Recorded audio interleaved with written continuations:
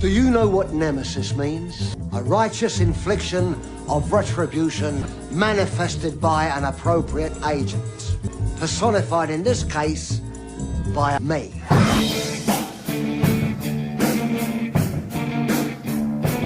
If you read the Bible, Mark, you'd know that there won't be another 1,000 years. Right now we're in the last days as foretold in the book of Revelation. The last days? You mean the coming of the apocalypse, right? The rapture. You only have to look at the signs. There are wars and rumors of wars. Now, just so the rest of us know how much time is left, when is the rapture supposed to hit? Exactly. Is it midnight New Year's Eve? That's right. Now, is that midnight LA time or Eastern Standard Time or what? I mean, what time zone has got in anyway? I pray for you all.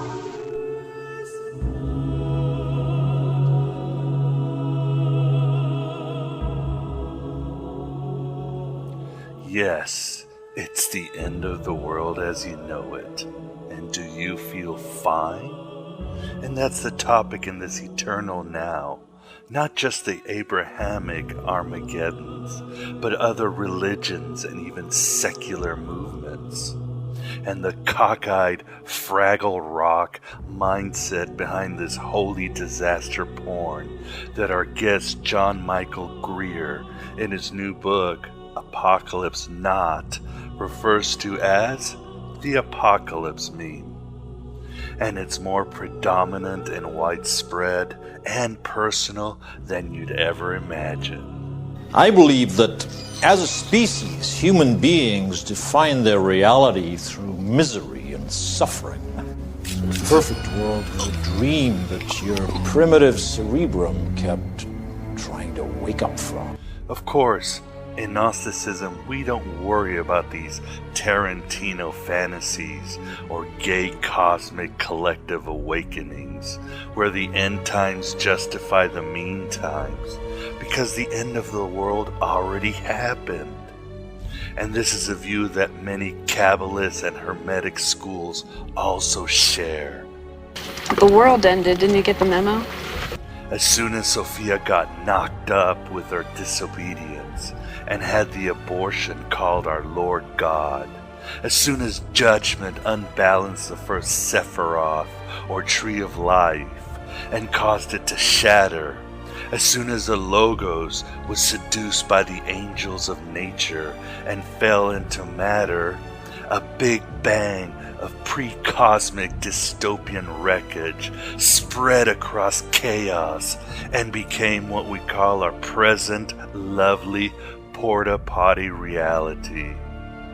Now we have to mend it or escape it, depending on the size of your metaphysical balls. Now we have to wade through this existentialist ocean of suffering and its undertows that drown us into ignorance, fill our lungs with the waters of material desire. Welcome to the end of the world. Of course, we have one of the aspects of Sophia on this side of the eternal realm, aiding our every breaststroke.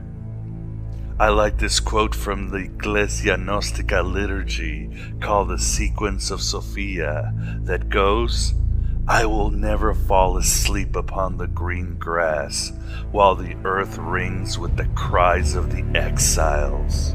I am the beginning, the end, the one who is many." And each one of us is an exile in Godsville, on the Archon's main street, the darkness at the edge of town.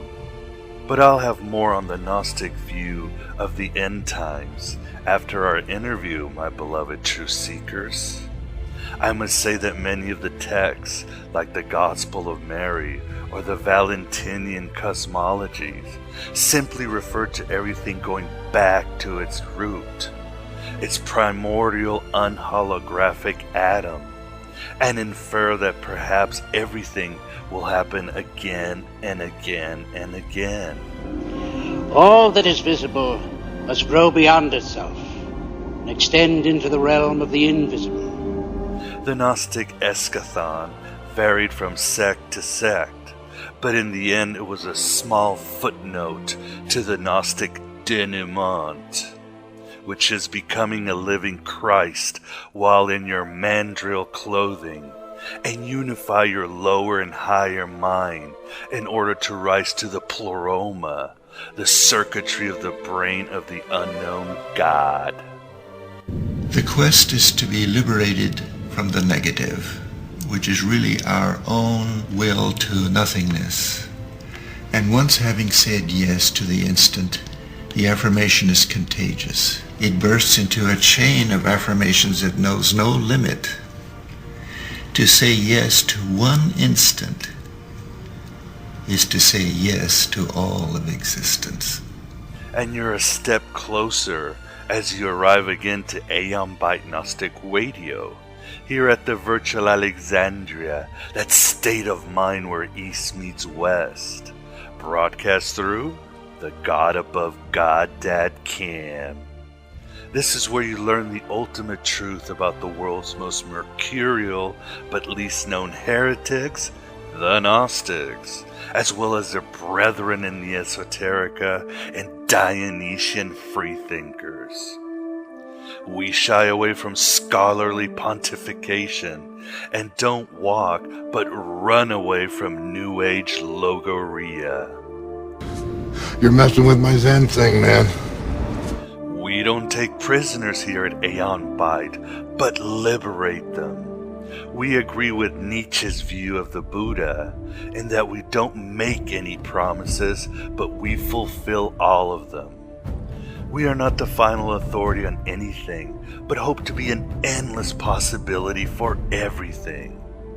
We are not against any ideology or faith, but the extremist spectrums that have given man's consciousness hemorrhoids for thousands of years. Screw that. You think you guys are heroes for killing innocent people? It's because of assholes like you that we're even in this fucking place, you fucking cowards! Well, maybe if the people in your country stopped eating donuts and started realizing what their government is doing to the world, assholes like us wouldn't exist. Fuck you! Donuts are awesome! They're delicious. We are not bigoted, but we sure like to stereotype, because political correctness is a cancer that has neutered our ability to think critically, celebrate our individuality beyond our artificial tribal affiliation, and basically laugh at the world as Jesus does in the Gnostic Gospels. What would Mel Brooks, Richard Pryor, and Sam Kinison do in this era when being offended is considered a sacrament to the thought police? Thanks to the bleeding hearts, they've bleached the Bible and Huckleberry Finn, among other works. And this is as bad as banning Slaughterhouse-5 from school libraries. That number you all wear, what's it mean? Oh, Fahrenheit 451. Why 451 rather than 813 or 121? Fahrenheit 451 is the temperature at which book paper catches fire and starts to burn. And we are the Lords of Deconstruction, the revenge of the myth, and the Word made on flesh. We are all in the gutter, as Oscar Wilde said, but some of us are looking at stars, and many of us will shine like them, shine like friggin' crazy diamonds, not blown on the steel breeze. As we go back in time and space, as Terence McKenna believed, to rescue the shards of light and reverse the pre-cosmic apocalypse, we are on a dark odyssey through the gnashing rocks of orthodoxy, all the way to the farthest shores of imagination. For imagination, creativity, wonder, and gnosis, as the Gnostics, Hermetics, and Neoplatonists agreed, were the ingredients to restore the Godhead to every corner of this resident evil set called the universe. Or as the central theme of this show goes, we write our own gospels and live our own myths. Winston Churchill had a similar idea when he said, "History will be kind to me, for I intend to write it." Do you want to take a leap of faith, or become an old man, filled with regret, waiting to die alone? I am, and and I am Abraxas, that terrible god above God as the ancients knew him, and one of his avatars called Miguel Connor, surviving in the lawful dystopia of Chicago, where the sin is cold and the gunfire is hot.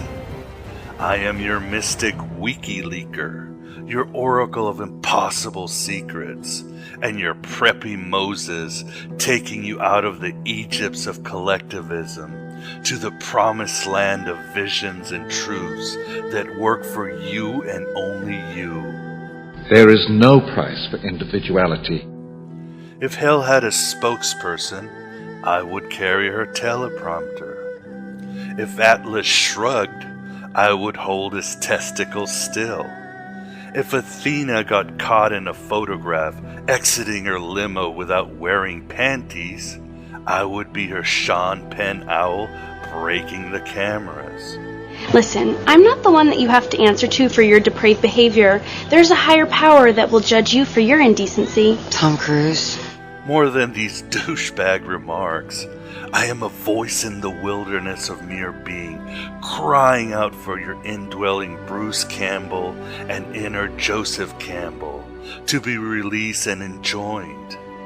I am the alfalfa and the omega.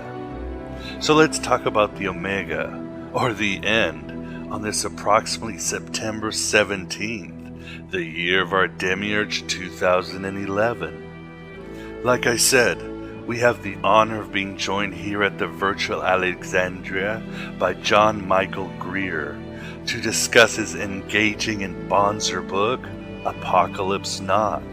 Everything you know about 2012, Nostradamus, and the Rapture is wrong. The end is near! We are all gonna die! For more information on John, please visit his website, thearchdruidreport.blogspot.com. John has written a large herd of mesmerizing books, and his latest is just as mesmerizing, my beloved truth seekers, as he analyzes and deconstructs all manner of end-time scenarios that include secular and New Age ones. Crisscrossing the Torah is a code of hidden words and phrases that not only reveals our past and present, but foretells our future. Some even believe that it contains the actual blueprints of the universe. He even deals with the little-known fact that the East has always been infected with eschatological fevers, although in our interview we focus on Western culture. And since we're still right here, right now, it's obvious we're dealing with a spiritually kinky sort of thinking that to this day is extremely contagious with the apocalypse meme. John will explain the psychosis, but to wit, we just can't wait for something better. Since rising to the divine or spiritual evolution is so much work, and basically we're scared of death. So why not bring the divine down here then, and that'll save us a lot of exercise. Even if there is a small bloodbath of billions of people, or we have a collective awakening and start thinking like vegan, dolphin-loving Borg. The apocalypse begins. Yay! And that's the tip of the foreskin, my beloved truth seekers, of our interview, and especially John's book, Apocalypse Not. I mean, there are enough failed prophets, sages, cult leaders, politicians, and mystics who have predicted the end of the world or a golden age. It could probably fill a whale's vagina. John's book does include the failed mantic writings of Nostradamus, but I think Anthony Peake has a good notion of why many of these cats could not predict the future correctly, or more like the distant future. According to his research, precogs can only foretell events in their space and time life stream. In other words, their higher self or daemon or channel of communication closes or vanishes once their physical forms expire. So Nostradamus was right about much, but only as far as his physical existence went. I'm prophetic, not infallible. Anthony goes in detail in his book, Is There Life After Death?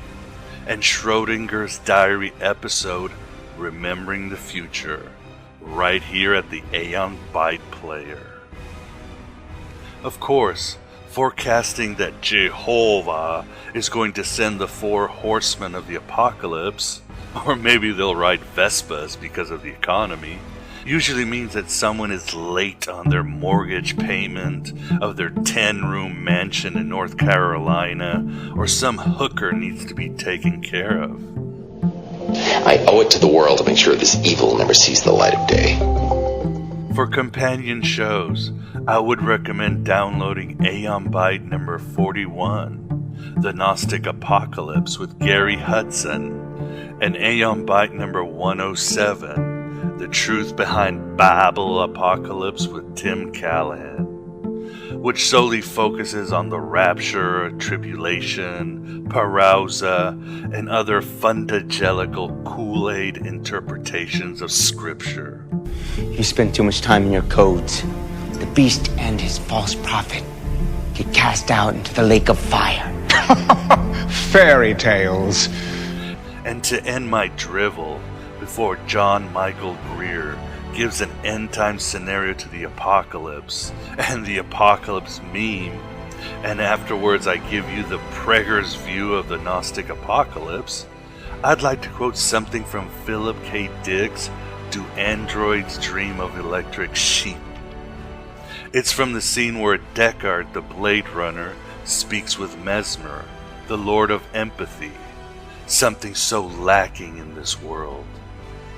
It's part of a warning against Buster, a false being and flawed android who is predictably the demiurge character in the story.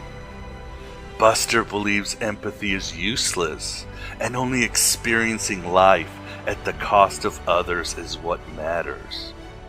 I'm here on the ground with my nose in it since the whole thing began. I've nurtured every sensation man has been inspired to have.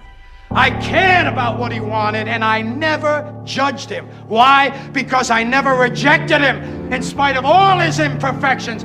I'm a fan of man! Here's what Mesmer says, really accentuating why the Gnostics believed the end had come, and why we were just homeless strangers and exiles walking around like zombies throughout the wreckage of creation. You will be required to do wrong no matter where you go. It is the basic condition of life, to be required to violate your own identity. At some time, every creature which lives must do so. It is the ultimate shadow, the defeat of creation. This is the curse at work, the curse that feeds on all life, everywhere in the universe. Hey, what'd you do to the world? Turned it off. This is the Aeon Byte interview, and with us we have the pleasure of being joined by John Michael Greer to discuss his new book, Apocalypse Not, A History of the End of Time. How are you doing, John? I'm doing very well, thank you. Well, thank you very much for joining us. So why don't we get to the beginning, or maybe it's the end, considering your book, the beginning of the end of the beginning, something like that. When did, as you call it, the apocalypse meme rear its Armageddon head in human civilization? Well, it's interesting because a lot of things that are kind of part of our common coinage of thought these days date back for as long in as far as human history goes, back before history, as far as we can tell. The apocalypse meme didn't. As far as we can tell, it was invented by a specific person. We know who invented it. We know roughly when and where. The guy's name was Zarathustra. He was also called Zoroaster, the founder of the Zoroastrian religion. The place was ancient Persia, what is now Iran. And the time was somewhere around maybe 1200 BC. We don't know the exact dates of Zarathustra. But he seems to have been the first person to come up with the idea that the world as we know it is going to be swept away by a miracle and replaced with the world that he wanted. I think one of the reasons you talk about why there has to be an apocalypse is, as you write in your book, before the ancients thought the universe was either eternal or cyclical, and the gods were sort of, just kind of managing the universe. They took care of the crops and death and the weather, all that, so everything was fine. But everything was kind of chugging along, and it would continue to chug along the same way, pretty much indefinitely, and people were generally pretty satisfied with that. But as you say, as soon as you bring in a supreme being, you have to answer the question, why is there evil? And doesn't the apocalypse answer that question? Well, it's less an answer than a cop-out, but it's a very effective cop-out. I mean, the problem with evil, the problem of evil, the question of evil is it's one of those really major things that every monotheist religion has to wrestle with. If there is one God, only one God, and he's omnipotent, and he's omniscient, and he's all benevolent, okay, why is there so much misery? You can come up with all kinds of explanations and all kinds of ways of talking around the problem, but there really isn't a good answer. That's one of the reasons why polytheism actually makes more sense. But if you're stuck in a monotheist mode, one of these standard dodges is say, well, all of this misery is temporary. It's a temporary condition.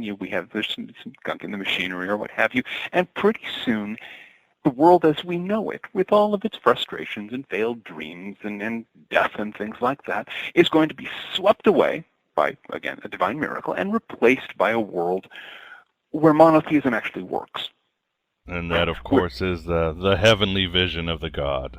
The heavenly vision of Father. The kingdom of heaven, the you name it. It's a world where there isn't the death, there isn't the suffering, there isn't the misery, because then, that makes sense. If you've got an omnipotent, omniscient, omnibenevolent being, that's the kind of world you ought to have, logically. And if you don't, and we don't, I'm sure everyone has noticed that. If you don't, then, again, you can say, well, any day now. It just hasn't been delivered yet. It's part of the plan, but it's part of the plan. It's part of God's great plan for the ages, or put the same thing in a different thing. It's part of the Space Brothers' great plan for human evolution. Same vision, different jargon. And John, before we delve further into the historical continuum or virus of the apocalypse meme, maybe we can get into the psychology of why it's so alluring for humans. You give examples in your book, Apocalypse Not. Could you give us some of them? Well, basically, if you've got the lure of the apocalypse meme is that it allows you to assume that the world is going to be exactly what you want. Not now, but just wait a bit.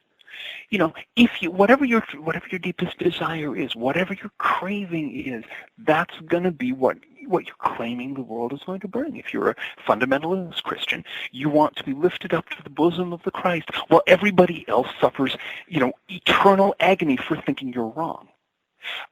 If you are, if you're a survivalist, you're looking forward to that moment where you can blaze away at full automatic on, these lumbering legions of zombies or whatever it is, because that's what you want to do. Whatever your dream is, whatever your fantasy of a perfect life is, or of just the way you want to spend 15 minutes before the zombies eat you, that's what comes in. That's what the apocalypse meme has on offer. It's infinitely flexible. All you have to do is discard your common sense. Yeah, the example you give are very interesting. You get to see yourself as one of Destiny's darlings. You're separate. Yeah. You're one of the lucky. You're one of the chosen, and everyone else isn't. I mean, I think for a lot of people, one of the driving forces here is this vision of standing there alone amidst a desolate landscape, looking down at the blasted, rotting corpses of everyone who ever gave you grief in elementary school. And it's a really tangled mess. And if you poke at it, if you sit down with somebody who's deeply into the apocalypse meme, any version of it, whether we're talking the fundamentalist version, the 2012 version, the singularity version, or the whole nine yards, sit down and start them talking, and pretty soon you'll figure out what's the emotional drive, what's the craving that the apocalypse meme promises to fulfill, even as the fulfillment keeps on getting moved a little bit in the future every time it might possibly come true. Yeah, and I really like this one. You get to stop trying to make the world a better place, which is, you know, why even do anything? We can be lazy and just wait for the end. Yeah. That of course, that's a big one. That's a big one. You get situations like, well, I mean, think of the number of times, and many times in history, where people get all caught up in some campaign to make a perfect world. And now there's a lot to be gained from campaigns to make a better world, but if you try to make a perfect one, you are going to land on your nose. It doesn't work. It's been tried and tried. Okay, so if you've committed yourself to something like this, whether it's the radicals of the 1830s, whether it's the radicals of the 1960s, it's very easy when you realize that it's not going to happen. If you're not willing to sit down and say, okay, well, I guess that's not going to happen. I guess, my assumptions about human nature were wrong or what have you. You can push it off on someone else. Like so many of the hippies became, Jesus children in the late 70s, when the 60s counterculture basically crashed and burned, and then walked through the usual process from, the early 70s, where it's everyone going down stark naked to the river to be baptized and be reborn in Jesus. And then that didn't really work. And then you go through being born again and being born again and getting ever more tense and stressed and intolerant and angry, until now we've got people who were among the hippies, among the Jesus children of the 70s, who are sitting there waiting for the Antichrist to show up and annihilate most of humanity, because that way they won't be wrong. Yeah, I think I could certainly relate. When I was 17, I became a born-again Christian for like 6 months until I realized it was adrenaline. But what I liked about it is, in the back of the head, you're going, well, this is all superstition. But every time you hope you see a natural disaster or some sign, it makes you think there really is something out there. I think a lot of people, isn't that why they can't wait for an apocalypse? Because they can't wait or at least the signs are good enough. Something. Well, there's another factor in the psychology of the apocalypse meme here, and this is something. A friend of mine who's been a spiritual teacher for many, many, many years, David Spangler, mentioned once we were eating Thai food at a very nice restaurant in Southern Oregon, and he mentioned this time right before the Y2K non-crisis happened, and he met this woman who was saying that she was really, really worried about Y2K, and he was going, that makes perfect sense. I mean, the world's computer system's shut down, there's banking failures, utility, all this kind of stuff. No, she set him right. What she was worried about was that it wouldn't happen. Her job was a dead end. Her marriage was breaking up. Her life was stuck in the mud. The thing that terrified her more than anything else was the prospect of getting up on January 2nd, 2000, and having to go on with her life. And the idea that the alternative to actually doing something about an unsatisfactory life is sitting there and waiting for most of humanity to be annihilated. And yet that's one of the common themes of our present society. That's the way we like to think these days. John, how exactly did the apocalypse meme enter the Jewish worldview? I mean, after all, it seems the Jews, especially early in the Old Testament, were basically like all other pagan tribes around. They had their God, he took care of them, he gave them rain, he gave them crops. When did they become apocalyptical?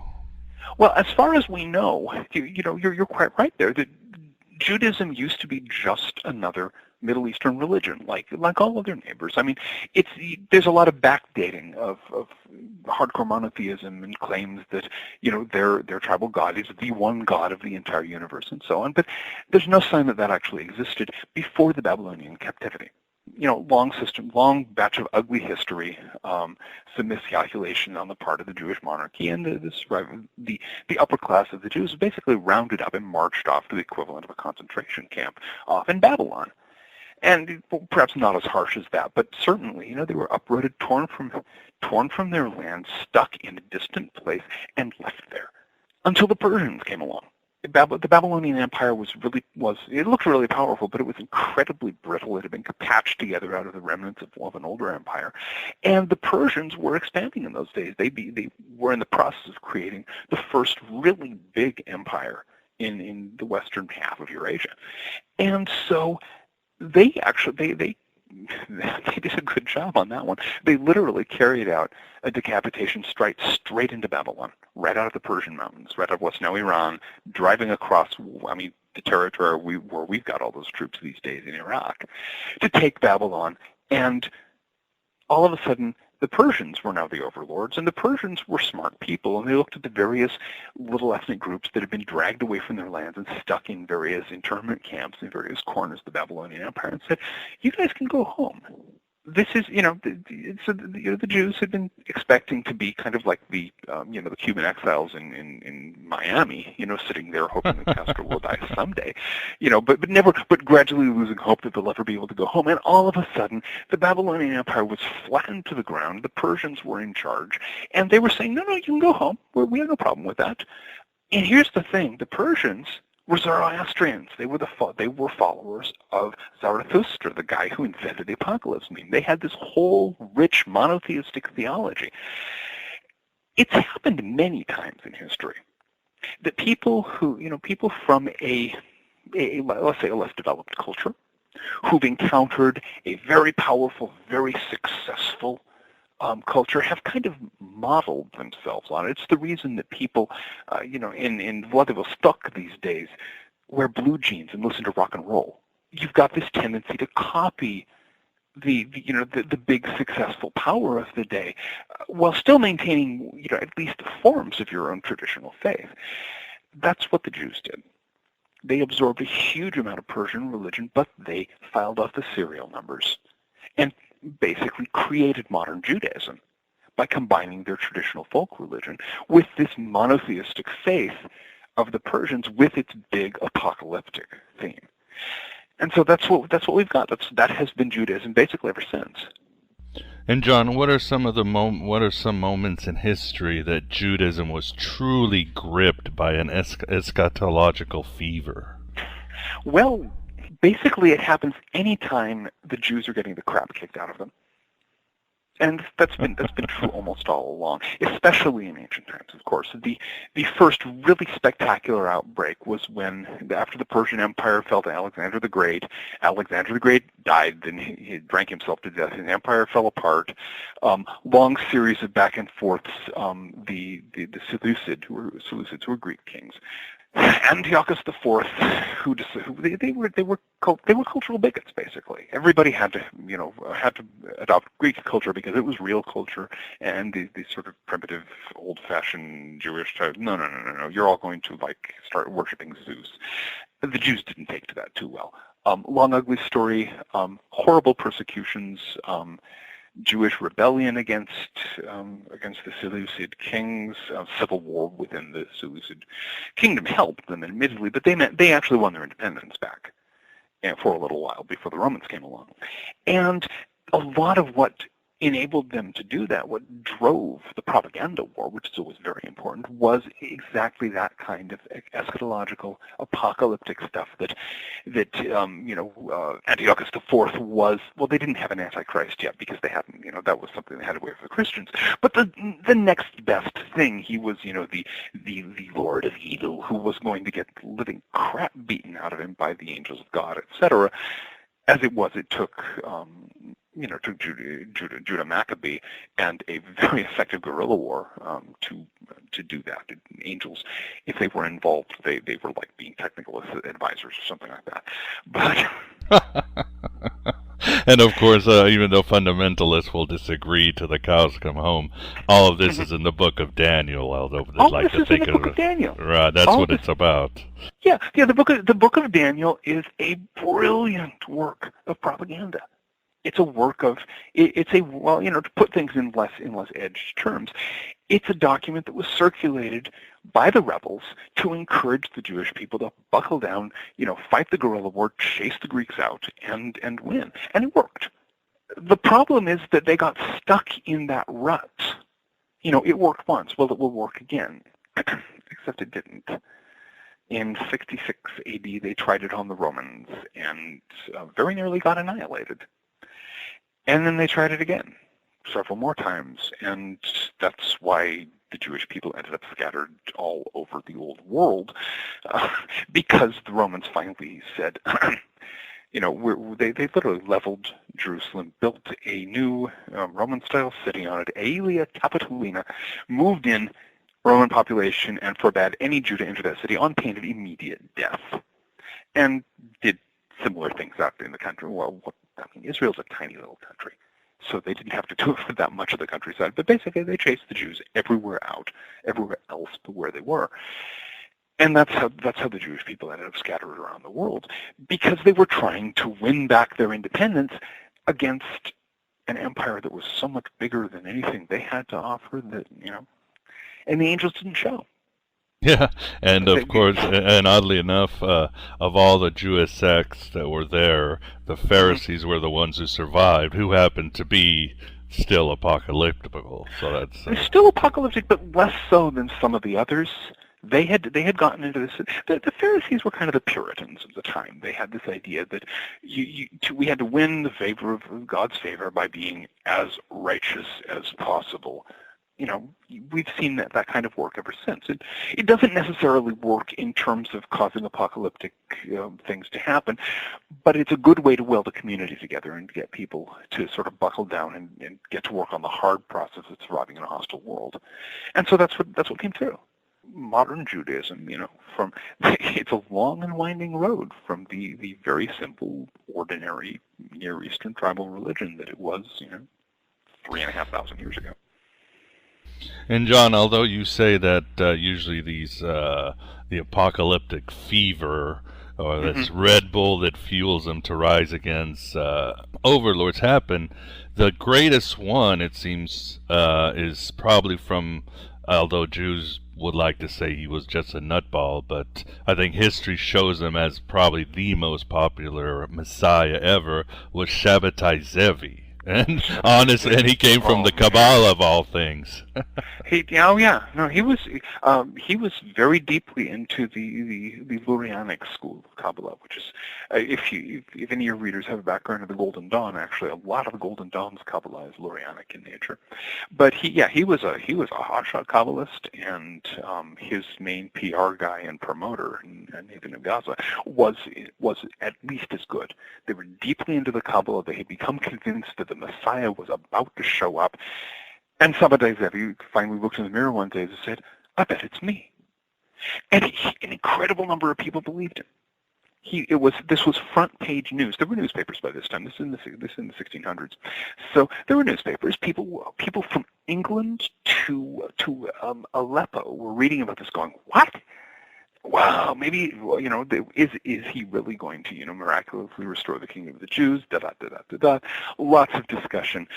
Entire Jewish communities packed their bags and headed, you know, in the hopes of marching triumphantly into Jerusalem at the, you know, beyond the banner of the Messiah. And now, this was the time when the Turkish Empire owned most of the Mediterranean, and certainly the area that Shabbatai Zevi was in. So they looked at this and said, okay, so this is possibly a disturbance of the peace. This guy may put together an army, try to, you know, no, let's grab him, okay? So they grabbed him and threw him in prison in a distant corner of the Ottoman Empire, and his crowds followed him, and there he was in his prison, and, you know, anytime they let him go to the window, there'd be 15 million people. I exaggerate slightly, but you get the idea. The place would be full of people waiting for his every word. So they took him back to Istanbul and said, okay, we'll give you a choice. You can convert to Islam right now, or we're going to cut your head off. And he converted to Islam. To say that this did not go over well is one of history's great understatements. There was an incredible crisis of faith among a huge number of people. Not all of them Jews, but especially the Jewish community was devastated. And some of them decided, oh, well, if this is what the Messiah has chosen to do, I must do the same thing. And so a bunch of them in the Islamic world converted to Islam. They're still around. They're this little subset of Muslim Jews. And up in Poland, actually, followers of Jakob Frank, the Frankists, did the same thing, converted to Catholicism. They kind of diffused out into society. They didn't become a separate organization. But in fact, that was one of the places where the Lurianic ideas got into circulation, then ended up popping up in German Rosicrucian circles and the Golden Dawn and things like that. So it had some remarkable results, but bringing on the Messianic kingdom was not one of them. And moving on to its cousin, Christianity. Oh boy. Yeah. We might be a long one. You better take a breath here. From its inception, it seems that Christianity was an apocalyptical religion, with even Jesus returning before the death of his disciples. Why do you think it used the apocalypse meme as one of its cornerstones from the very get-go? Well, it's an interesting question as to whether it did, because we've got a grand total of 5 relatively early sources. Relatively early. There's nothing dating from the life of Jesus. Not a trace of documentation. But we've got the 4 major canonical Gospels, the one Matthew, Mark, Luke, John, and the Gospel of Thomas, which is one of the ones that was found in Egypt, and according to many biblical scholars, is actually perhaps the oldest of the lot. Now, here's the thing. Matthew, Mark, and Luke have Jesus constantly talking about the kingdom of heaven. It's about to arrive. It's breathing down your necks, That's most of what John talked about. John, in the Gospel of John, Jesus mentions the kingdom of heaven once. In the Gospel of Thomas, he doesn't mention it at all. So you've got these 2 completely different accounts as to what the original teaching of Christianity was. Do we know? No. One way or another, Christianity, as it emerges into history after the defeat of the great Jewish revolt against Rome in 70 AD, as it emerges, has a very intense apocalyptic focus. Jesus is going to show up now, next Wednesday, or really soon. And so the entire history of Christianity from now until then has been a series of progressively rolling back that date so that everybody can enjoy the tingling feeling of being right there at the edge of the apocalypse when it never actually comes. Yeah, and it seems it started from the very beginning, and it hasn't stopped since. That's one of its major. That's been one of the major emotional rushes that's been part of Christian missionary work. Listen to me, because God is about to beat the living crap out of anybody who disagrees with me. And it's going to happen really soon. It's not just. I mean, you can threaten people with hellfire and brimstone, and it has a certain amount of effect. But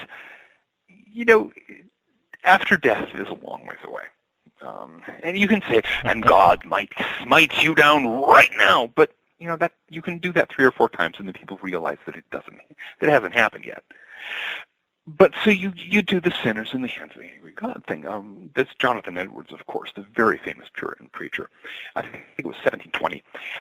He had this sermon, Sinners in the Hands of an Angry God. If you could find a copy, I'm sure it's on the internet. I highly recommend your readers read it. It is in some ways one of the funniest things in print. You have to get into it and realize this guy was reading it in a very precise, calm, ice-cold voice. And people were going into hysterics. It was incredibly popular. I mean, this is like watching, an all-night Dawn of the Dead marathon. Nowadays, it would just be the ultimate horror movie of colonial New England, because he's talking about, you realize he's saying that God, is just, his hand is the only thing holding you out of hellfire at this moment, and he's looking at you as you would look at some disgusting spider or something, and at this very moment he might drop you into the flames of, literally, he had people shrieking and passing out. It was really exciting, and it's well worth reading. It's just that it doesn't have anything like the force that it once did. But wasn't even before that? Wasn't another big great scare or failed apocalypse? Obviously, because of the year 1000. There was a while when you used to read claims that the year 1000 was this huge apocalyptic. Well, there was some apocalyptic talk in 1000, and I think 1033 was another one, and there was one somewhere in the mid-900s. All the time, every few decades, somebody in the Christian world is saying, the end is nigh, here's the date. As we had, what was the guy, who was claiming, May 21st? The rapture is going to happen. Of course. Oh, yeah. Harold Camping or something. Yeah, whatever he was. But yeah, there was something campy going on about it, certainly. But that's always been part of the tradition, and the established churches frown on it because they've learned at this point. This is one of the single most effective ways to get egg on your face. If you predict the second coming, you will be wrong. And so they all the mainstream churches tend to go, no, we don't do that anymore, but it's going to come really soon. Right. There are signs and this and there that. Signs be careful. Be careful. Yeah, God may drop you into the flames of hell at any moment. There are things like wars and natural disasters and pestilence, which have been around since the beginning of time, but it looks like this is it. Yeah, exactly. I mean, I was expecting, with Washington D.C. getting an earthquake and a hurricane, I was wondering, okay, are we going to get somebody saying the end is nigh? No, I think most of us know that the light most likely cause of the earthquake was the founding fathers rolling over in their graves at the Chamber of Congress, but I'm waiting for the plague of locusts or frogs or something like that. But yeah, I mean, there's always an excuse. There's always a reason, and very often, the more social stress there is, the more people are worried about the future, the more pressure they're under, the more convenient it is to fall into this belief that God is going to change everything so that you don't have to go back to work on Monday morning, or you don't have to deal with whatever mistakes you've made, whatever bad choices, or whatever the choices of your society. I imagine there will be a lot of people right now who are really hoping for the rapture because it means that their unemployment isn't going to run out. Yeah. And I think one of the most interesting ones you write in your book is the Millerite movement. And it's amazing that it survived. Didn't it morph into the Seventh-day Adventists? That's which the one. Basically shows you that even if you come up with some crazy exact number, there's a good chance your church is still going to be around afterwards. That's odd, isn't it? Yeah, well, there was... This is a story from a little after the Millerites, but it's a very apropos one. It's there was this little UFO cult in Chicago in the 1950s that proclaimed that the world was going to come to an end. There was the Titanic wave sweeping over North America, drowning everybody except for the few who would be lifted to safety in flying saucers. It didn't happen, obviously, and afterwards they didn't sort of crumple and say, okay, I guess we were wrong. They upped their proselytizing. They went out there trying to convince other people that they'd actually been right and the aliens had changed their plans. Because it is an incredibly difficult thing to say, hi, I just made a complete fool of myself, and I'm admitting it. As a species, we don't do that easily. And so the easiest thing to do when you're wrong is to come up with an explanation that says you're not really wrong. It was, they got the date wrong. Now, we will see this in 2012. December 22nd, 2012, when the Space Brothers have not shown up, and Quetzalcoatl is nowhere to be seen, the giant meteors are fill in the blanks, all the stuff that's being talked about, nothing happens on the 21st, okay? The 22nd, they're going to have a new date. They'll have a new date before then. Who's the guy? Oh, I should remember his name. He's the guy who did all the alien abduction books. Communion, Whitley Strieber, there we go. He already has a book arguing for 2020. Oh, so he's already ahead of the pack. He's already, he's ahead of the game, yeah. Because he knows that as soon as December 21st, 2012 comes and goes and nothing happens, people are going to want the next answer, so they're going to go to his book. He'll sell a huge number of copies. But yeah, I mean, the Millerites were a great example. You do these very careful calculations from the Book of Revelations, and if you happen to be William Miller, the guy who founded the Millerites, you come up with a date in, what was it, 18 October? It turned out to be, they went through a couple of possibilities, and they finally settled on, I think it was October 22nd, 1844. That was the 2012 at the time. And of course, nothing happened, and the Millerite movement kind of imploded, but there were enough people left that they went out and came up with a new time, a new date, and kept on rolling it ahead, and eventually they turned into Seventh-day Adventists, who are still expecting the second coming any minute. Yeah, just like the Jehovah Witnesses have shifted around. I think, 75 was the last time we should have had an apocalypse or something? Yeah, I mean, it's practically the Apocalypse of the Month Club. Everybody's got to have that rush of knowing that the world is about to end. It's very addictive. It's very addictive. And so once people get hooked on it, they'll go from apocalypse to apocalypse to apocalypse to apocalypse. And the fact that the rest of the world are giggling at them just makes them more eager to find another apocalypse to believe in. So they know that they're right and the rest of the world is going to be tormented for all eternity for giggling.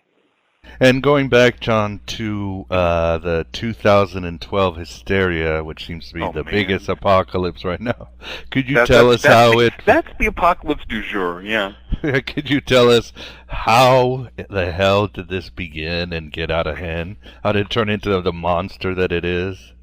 Well, I want to set our listeners straight about one thing. This ancient Mayan prophecy, there is none. A lot of people actually, especially in the New Age scene, but not only there, don't realize that during the 1980s and 1990s, the Mayan hieroglyphs became readable. People figured out how to read them. We've got all of this ancient Mayan stuff that they had the common sense to write on big lumps of stone. It's like the Egyptians and various other ancient peoples. They realized, okay, we want this to last. So we know what the Mayans thought about 2012, and the answer is almost nothing. It is mentioned once in one inscription in a minor Mayan site in southeastern Mexico, where it says, that gives the Mayan date for December 21st, 2012, and it's somewhat damaged, so you can't tell exactly what will happen, but a particular deity will descend to someplace. We don't know quite where. That's what's going to happen. Now, Mayan deities ascend and descend all the time. This is not a big deal.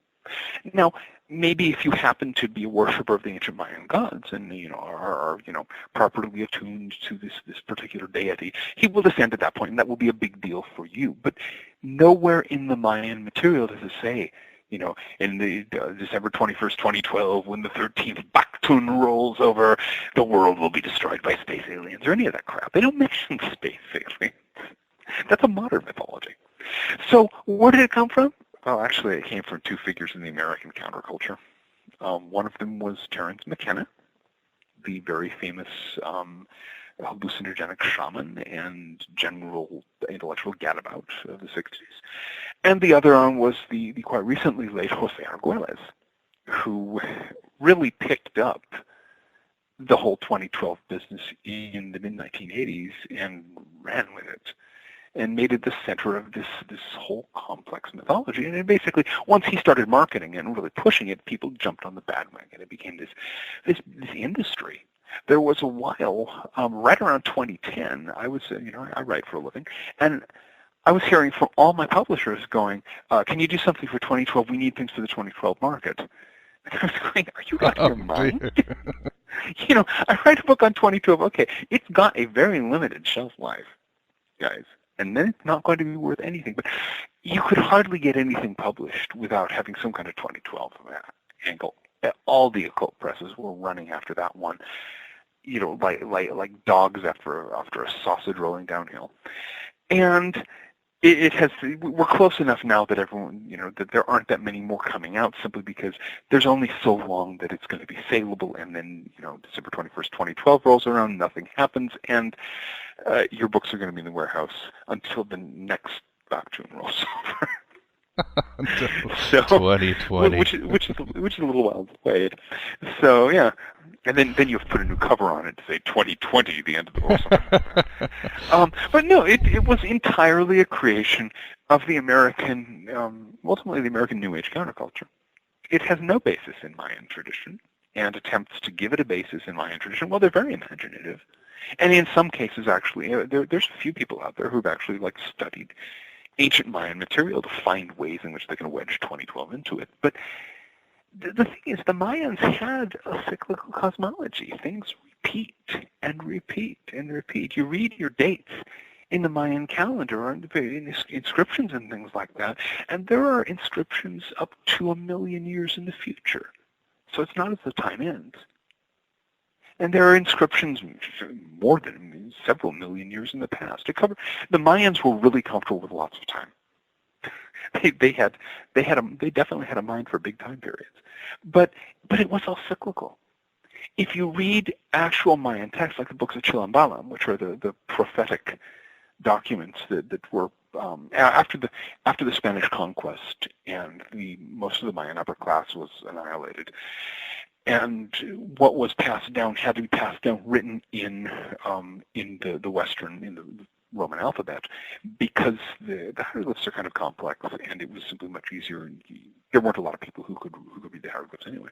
So you have these books of Chilambalam, which are readable, and they give this list of 20-year periods, katuns, which is a subdivision of the Mayan calendar, and what happens in each katun. And it's always a collection of disasters, okay? In this katun, there will be floods, and there will be fires, and Jaguars will eat people. And in the next katun, there will be earthquakes, and there will be drought, and Jaguars will eat people. And the katun after that, there will be plagues, and there will be insect infestations. Let's just say those Jaguars are still looking very, very happily fed, and so on and so forth. It's simply that life in the Yucatan was kind of rough. And none of this was, there will be plagues and earthquakes in the world. Well, it's just, life in the Yucatan is kind of rough. It's an earthquake zone. It gets bad droughts. There are forest fires. There are things like, So the goal was to figure out over this 20-year period what kind of disaster you want to look out for. Jaguars come to mind. And yet that's been turned into more fodder for the apocalypse meme for in many cases, a bunch of bored Americans who are desperately trying to come up with an excuse to believe that they are not going to have to go to work on, the morning of December 22nd. But John, the question would be, the different wrinkle about 2012 is, you've got the destruction camp, sun flares and all this other stuff, but there's also the camp that we are going to be cosmically, our consciousness is going to raise to a cosmic level, and we're all going to be one, and jump evolution and all. We're all going to be gods. Where did that one come from? Well, is it like just a better marketing? There's always two sides to every apocalyptic fantasy. Okay. And you see this in the Book of Revelations. In the Book of Revelations, and all of the Christian apocalyptic stuff that builds on it, has the two sides. All of the sinners are going to get the boot in the face forever, and the saved, the faithful believers, are going to be lifted up into everlasting bliss. One of the things that makes modern apocalyptic a little weird is that these two, which always went together. I mean, they were together in Zoroaster's thing. The true believers in the faith of Zoroaster were going to, go on to a heaven, while everyone else is going to be get to bathe in rivers of boiling metal and things like that. But nowadays, as often as not, the two sides have broken loose from one another. So you have the zombie apocalypse, or the sort of hardcore survivalist thing, where it's all, everyone's going to die a horrible death. And there you imagine just being, blasting away on full auto before the zombies who ever overwhelm you, but you've got the chance to go out gloriously, but everyone's going to die. And then on the other hand, you have the we shall all rise to a higher plane, which of course means that we won't have to, you notice that the key here is that you don't have to do anything about your own spiritual advancement. The Space Brothers are going to take care of it for you. So you can keep on being, basically a lazy yuppie. And it doesn't matter, because, you've got a free ticket to enlightenment, because, you don't have to do the work. Any of our listeners who are familiar with my writings on magic and spirituality know that they all boil down to one thing, which is do the work. If you do not do the work, you are not going to achieve anything. And that is what the sort of, the we shall all ascend to the higher plane line, that's what that's meant to avoid. That's the dodge there. They're trying to say you don't have to do the work. You don't have to tackle the excruciatingly difficult task gaining self-knowledge, of coming to grips with the ways in which you live dishonestly, you think dishonestly, you dodge what's going on in your own mind. You don't have to clear that stuff away. You can just let the space brothers do it for you. It's very convenient, very comfortable. It doesn't get you anywhere, but it does make you feel good. Very American, too. Well, that's really sad that you're quite right, because America used to be, from colonial times onward, this was a place where every crackpot religious and esoteric sect in the world tended to roll. This was the world tilted toward America, and every blue screw rolled here. And it's a good thing, because we had a huge number of people who came here with the idea of doing the work, of, setting up a school or an ashram or what have you, and teaching people to do the work. And unfortunately, over the last few decades, we've lost that sort of can-do attitude, in both in the physical and in the spiritual realms. And now it's a matter of, we're waiting, we become spiritual yuppies, sitting there waiting for the space brothers to come along, or expecting somebody to pay off our credit cards, or what have you. And we've lost track of the fact that, if you're not going to do it, it's not going to get done. In Apocalypse Now, you also talk about secular apocalypse memes. You mentioned Y2K. What are some others? Well, one of the really popular ones right now is the whole singularity business. Now, there are many versions of the singularity. Ray Kurzweil, who is simply one of the most popular figures in that, is simply doing one of them. He's pushing the rapture, except he's dressed it up in a sort of geek science fiction. He's saying that I think the year he's predicting is 2045. By 2045, we will create super intelligent computers who are so intelligent they can design computers more intelligent than they are.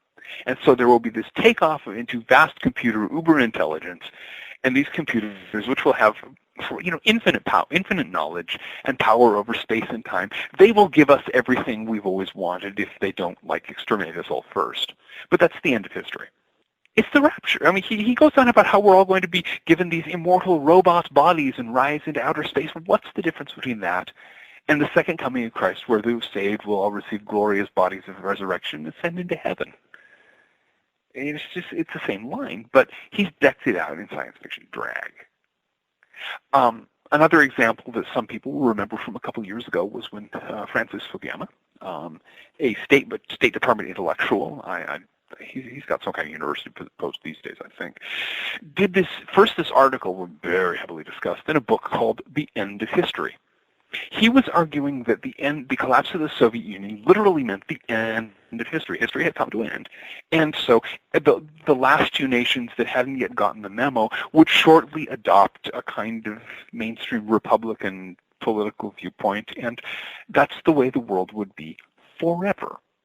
Didn't work too well. But that was kind of the banner for the first wave of the neoconservatives, and they're kind of scrambling around pretending they didn't say that right now. But that's always the way it works. Anytime you break out that fantasy that says the history is going to end, communism. The whole Marxist movement, from Karl Marx to the collapse of the Soviet Union, is the story of a secular apocalyptic religion. What was going to happen? Marx was the redeeming gospel of Marx was spread around the world, and pretty soon the second coming of the proletariat would liberate everybody. There'd be a sort of millennium of socialism, followed by the withering away of the state, the coming of perfect communism, and then everyone would eat strawberry and cream forever. The old Russian joke. Comrade, comes the revolution, you will eat strawberry and cream. And the voice from the audience comes, Comrade, what if you don't like strawberries and cream? Comes the revolution, comrade, you will eat what you are told. And it was just another apocalyptic faith. It's just that it, again, like Kurzweil, it decked itself out in secular drag. And as drag queens go, was not one of the more convincing. Yeah, no kidding. Well, John, I think that's all the time we have today. I'd like to thank you very much for coming on Aeon Byte and discussing your very stimulating and interesting book, Apocalypse Not. Well, thank you. I really enjoyed being on here. It was a great conversation, and I hope to have you on in the near future. I look forward to it.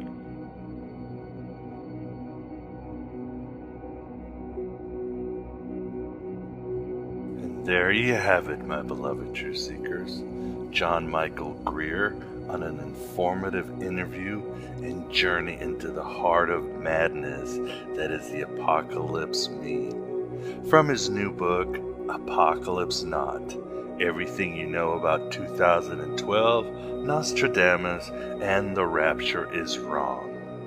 For more information on John, again, please visit his website, thearchdruidreport.blogspot.com.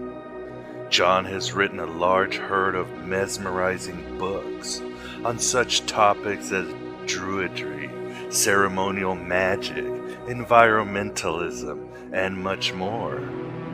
And thanks, Zarathustra, for your bright idea. Would you have done it if you knew you were giving Kurt Cameron and Tim LaHaye a career? Probably not. Personally, I like what one of my favorite authors, Roger Zelazny, once said. Don't wake me up for the end of the world unless it has very good special effects. Or considering our wonderful economic, geopolitical, and shallow times, how about this quote from Pierre Trudeau? It's not the end of the world, but you can see it from here. As for my favorite end-time scenarios, just give me zombies, machines, or aliens. It's all real horror show. My favorite Gnostic apocalypse would have to be Neon Genesis Evangelion. It's a sublime and bloody tale of Sophianic redemption, my beloved truth seekers. Other than that, let me play an old clip about the Gnostic view of the end of everything. Yes, it's almost over, so you can stop going down on the whore of Babylon or begging that when Jesus comes back with a sword, he's got your name on it. I work very hard on this drivel, you know. And did I mention about supporting Aeon Byte any way you can? Probably not. So it's the end of the world as you know it. Do you feel fine? Either way, hello and goodbye as always.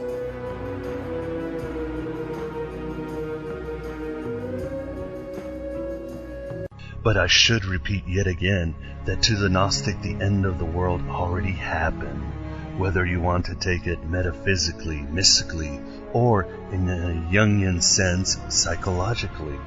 That is meaning you became fragmented, a ravaged microcosm, sometime in your youth when society cleaved into you with their cloning laws and regulations.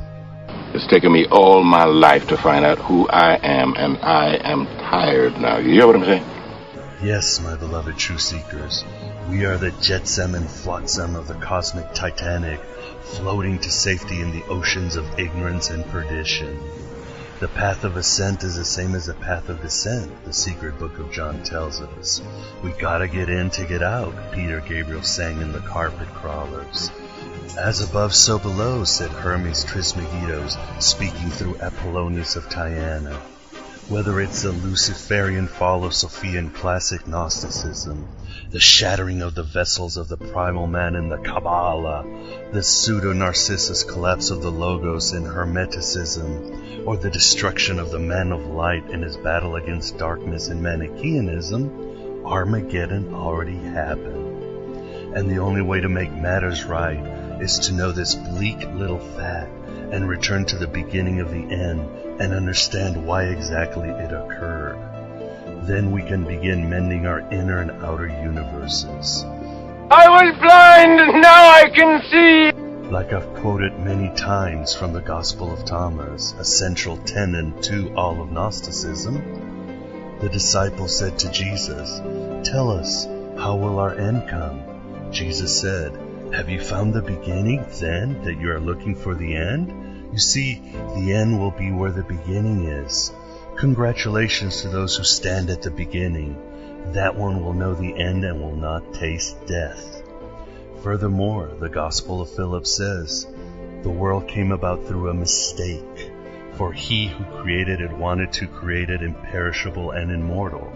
He fell short of attaining his desire, for the world never was imperishable, nor, for that matter, was he who made the world. For things are not imperishable, but suns are. Nothing will be able to receive imperishability if it does not first become a sun. But he who has not the ability to receive, how much more will he be unable to give? The power of Christ compels you! The power of Christ compels you! In other words, don't wait for the eschaton, because we're living in the ruins of the one and true apocalypse, the domain of the God of this world who has cast a grand illusion to make us all drunk, forgetful, and anxious, all at the same time. Prepare to taste God's wrath!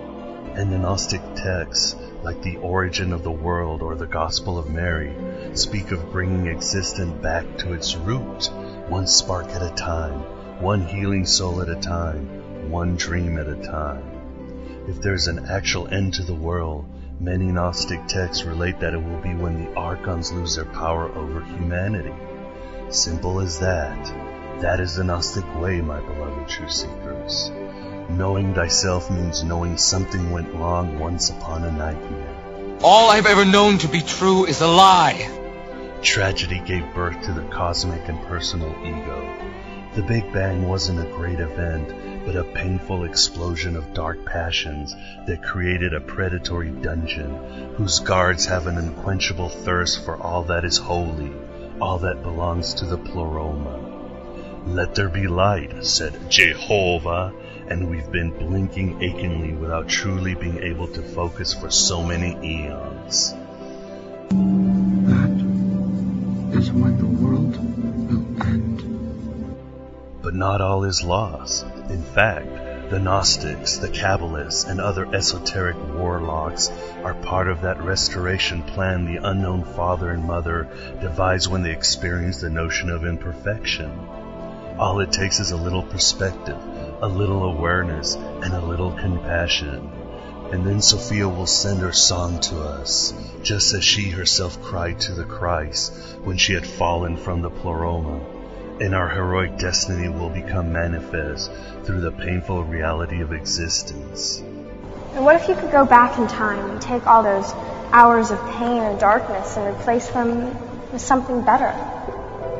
Like the book of Proverbs says, wisdom crieth without, she uttereth her voice in the streets. She crieth in the chief place of concourse, in the openings of the gates. In the city she uttereth her words, saying, how long, ye simple ones, will